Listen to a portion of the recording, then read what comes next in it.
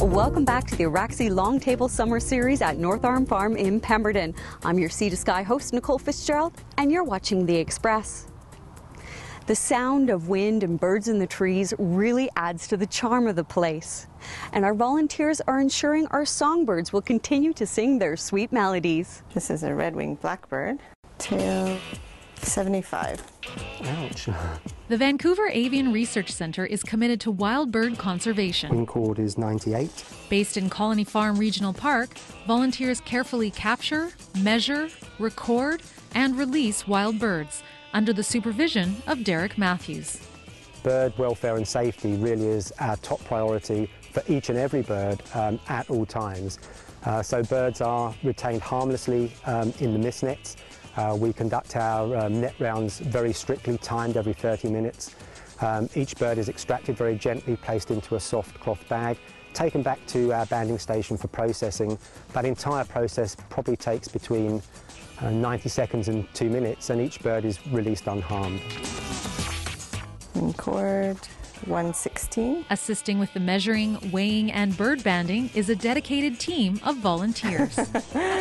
It's a great opportunity to get outside, and if you have an interest in birds or just in general animals, it's a great exposure. There's nowhere else you can get hands-on experience, and it, you know, if you're in the field or if you're not, it's just great to have people that are bird enthusiasts out. One for fat.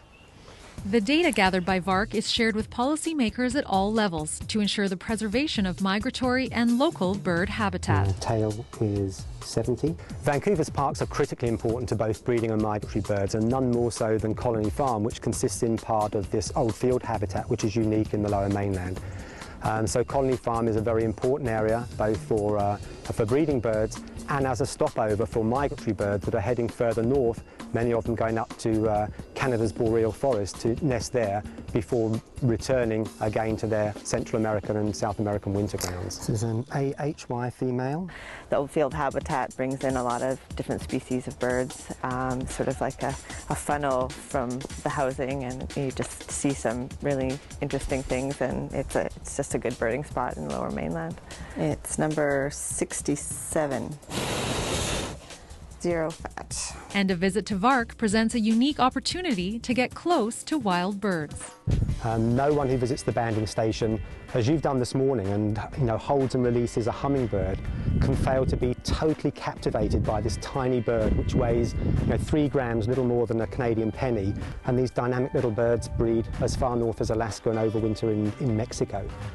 So really, it's that whole thing of educating and raising awareness of the environmental issues that we're all facing on the planet. In Coquitlam, I'm Kendall Harris for The Express. The Vancouver Avian Research Centre is always looking for volunteers, as is our next group. Whistler is a mountain biking town. 1 in 10 Whistler residents belong to this group. So what better way to get to know your community than spending some fat tire time with WARCA? Everyone has a different reason for riding with the Whistler Off-Road Cycling Association, better known as WARCA. When I was a single parent and had 2 daughters, and they participated in a lot of different sporting activities, and as a single parent I couldn't help with the coaching or anything like that. I always resolved that when they had left the home that I would pay back into the sport that I'd taken out as a parent earlier on. An avid BC Cup Race Series competitor, Craig McKenzie decided to pay back into the sport of mountain biking as a WARCA director. 1 in 10 Whistlerites belong to this non-profit organization of 1,600 members. WARCA's mandate is to promote mountain biking within the Whistler community. And WARCA does so through full-time trail maintenance and community programming, such as tonight's infamous weekly Toonie Ride. A long time ago, a group of friends they got together on a weekly basis. They threw a loonie into a tin, and the person that got back first got all the loonies. And then now it's a toonie just because of inflation. Okay, Luke, so we're going to start Every Thursday night, a toonie buys 200 to 300 riders a race, a beer, and a bite. But this weekend warrior from Seattle is realizing there are even greater fat tire perks to this $2 adventure.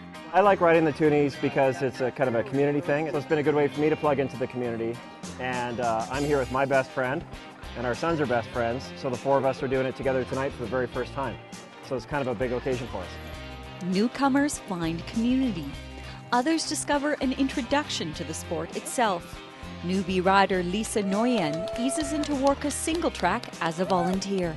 I'm new to Whistler, so I decided to come see how the races go. I'm a little timid just because I'm scared of falling and hurting myself, but it looks amazing and everybody's super nice and excited to teach me, which is great. Jesse Melamed held on to his first place finish from the previous week, despite placing top 10 in the pro category at the Crankworks Enduro and competing nationally in Canmore earlier this summer. Tonight's toonie victory is a significant one. I took another win, which is pretty special because I've been doing leading races for 13 years now, since I was 6 years old. If I didn't have Warka, I don't know if I would have been racing. Leading races get you in. It's a perfect, stepping stone. A perfect stepping stone in so many ways for so many riders. Pedal to the people. Warka is at the forefront of it all. From Whistler, I'm Nicole Fitzgerald for The Express. Don't miss out on the Warka Halloween ride. Wear a costume and don't forget to dress up your bike. Veggies are getting the fine dining treatment here at North Arm Farm. Raspberries have never been rosier. Stay tuned, we have more tastier moments coming your way. After the break, a mix of 4 wine directors results in one fine vintage. What was it like, this whole experience of getting to make your own blend of wine? So if I was an astronaut, I was out in space looking at a star, they would not twinkle. No, they don't twinkle at all. And what makes a star twinkle? As you can see, it's blinking there, it's pulsing a little bit.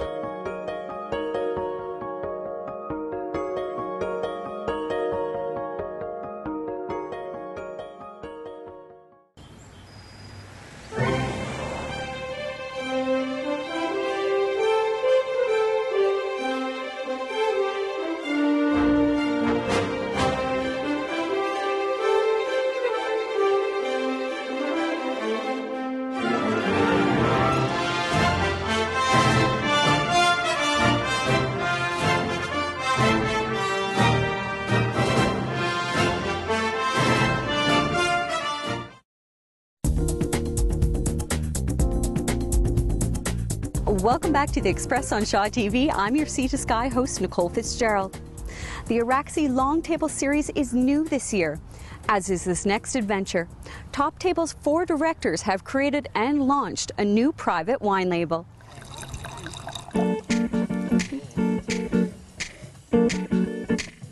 The Director's Blend was an inspiration from both the owner, Jack Evernsell, and also the 4 wine directors that we have working for us. And they all have amazing and very individual palates. But this was another method for the restaurant to show its capabilities and its depth. So what are we going to be tasting today? Well, we're going to start with our Director's Blend Red. This is our inaugural release of the Director's Blend. We wanted something approachable but with enough body, something that was going to be really representative of BC and also of ourselves. Cheers. That is beautiful. So, plums, cassis, dark berries, and then lifted aromatics, again, with the Syrah component added in there, and a little bit of really, really good Cabernet Franc. Sam's palate is very developed. She has definitely brought sophistication to the wine, and she's always focused, and she has personal wine favorites, mostly from Germany and Austria, and that has come through in the wine. Now it says on the label that this is perfect for summer sipping, that it's going to be refreshing and elegant. What was it like, this whole experience of getting to make your own blend of wine? We had great raw materials of wine to work with from David at Laughingstock and his assistant winemaker Jonas. So we ended up coming in like a high-end consultant, like a Michelle Roland, to come in, choose the best of what they had to offer, and do a special assemblage, do our blend to create exactly the type of wine that we were looking for. The Director's Blend is available at top table restaurants, including Araxi in Whistler, Blue Water, West, and Chin Chin in Vancouver. From exploring the earth to venturing into the sky. As the song goes, twinkle, twinkle, little star, how I wonder what you are. Well, the H.R. MacMillan Space Center has our answer.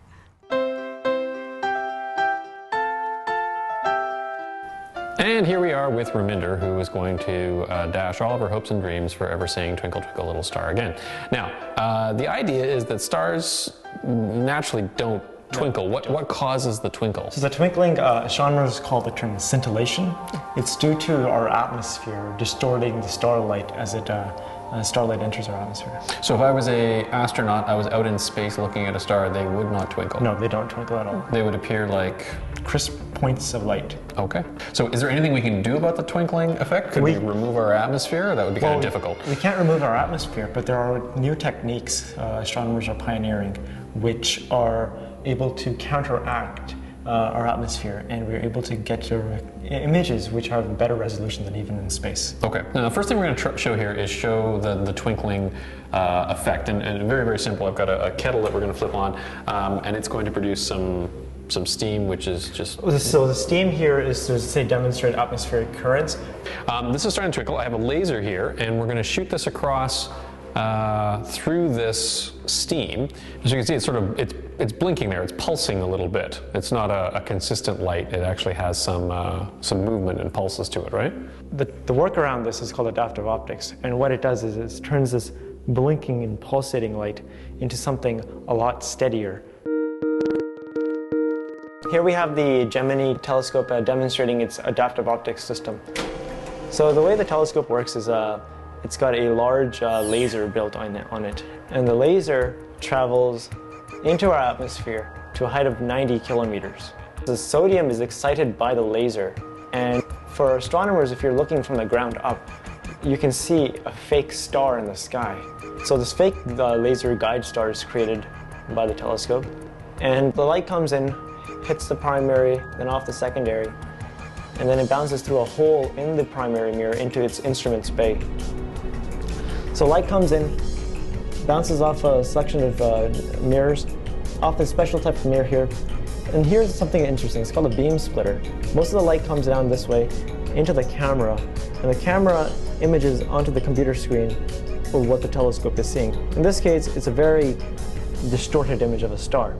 So this close-up is showing the type of light that's coming in. Notice that it's very wrinkly shaped. And this special instrument over here, it's called a wavefront sensor. The wavefront sensor detects the distortions of light, and it sends a relay loop to a deformable mirror.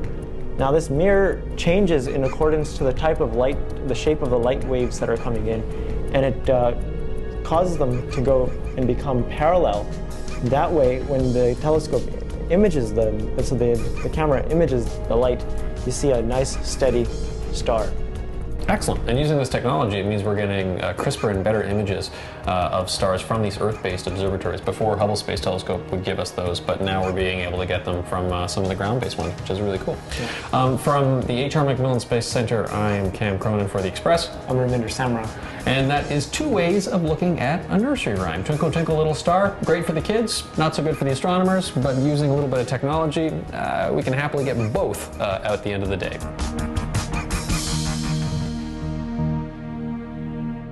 Have you ever wanted to name a star? Well, you can dedicate a star to a friend or family member through the Space Center. Just visit their website for details. The star of today's show is definitely the farm-to-fork relationship, and it's being showcased at Cornucopia. The Express Spotlight has more. Travel around the world via your taste buds at the Big Guns Winemaker Dinner. The world's top wine regions will be showcased alongside an 8-course menu, celebrating Araxi's 30th anniversary. Get up close and scribbling with North America's finest writers at workshops, readings, and discussions. Gritty guest authors include award winners Wayne Johnson, Sarah Selecki, and Miriam Toes. celebrate our rivers and oceans. The Squamish River Watershed Society welcomes the public to learn about the amazing area in which they live. Family activities, presentations, and more.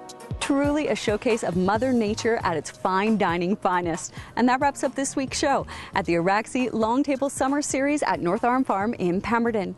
If you'd like to see more of our stories, visit shawtv.com. So from all of us on The Express, thanks for watching, and we'll leave you with a look at Ariosa.